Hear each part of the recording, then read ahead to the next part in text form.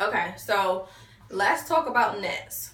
Who should use a net, who shouldn't use a net, who's a good candidate, who's not a good candidate, and the type of nets that I use. So the type of net that I use is Beauty Town. I use this net. It's soft, it's durable, it stretches, and in one pack you get enough for two heads. So this is the net that I use. But everybody is not a good candidate for a net. So I have some people that I would put a net on, and then I have clients who I would not put a net on.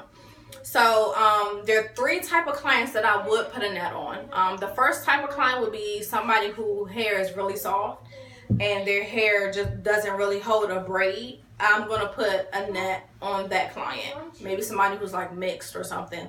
I'm gonna put a net on that client. I'm gonna also put a net on a client whose hair is thin, and when I braid their hair, they have a lot of spaces in between. I'm gonna go ahead and put a net on that client so that I can make my stitches in between their braids closer together.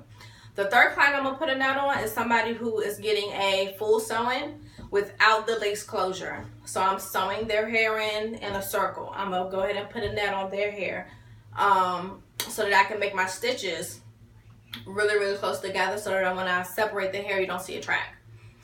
Now, the one type of client that I'm not gonna put a net on is a client who has really dry, itchy scalp.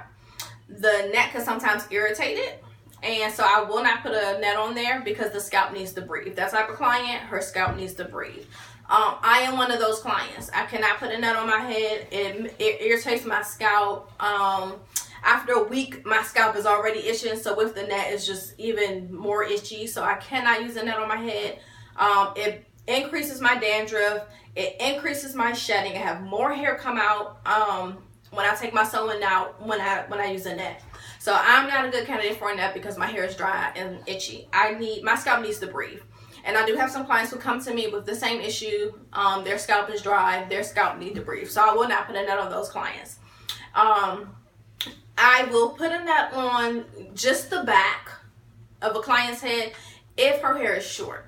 So if the back of her hair is short and I have to braid it a different way than I normally do, then I would just go ahead and put a net on the back of the head, on the where the short, where I braided it differently at, so that I can stitch the hair closer together and in between those braids, but only on the back if that client's scalp is dry and itchy.